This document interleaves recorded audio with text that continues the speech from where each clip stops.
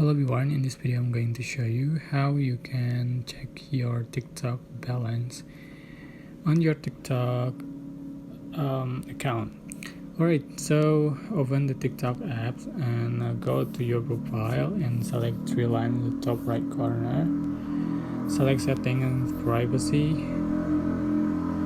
and then you can select balance right here. Just tap on it and you can see your coin balance right here, and you can recharge. Just click on recharge button right here and choose your number of coin you like to recharge, and you can see for the coin balance from keep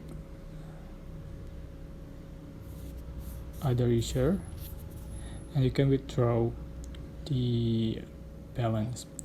Alright, that's how you can see your TikTok balance or coins balance in TikTok apps.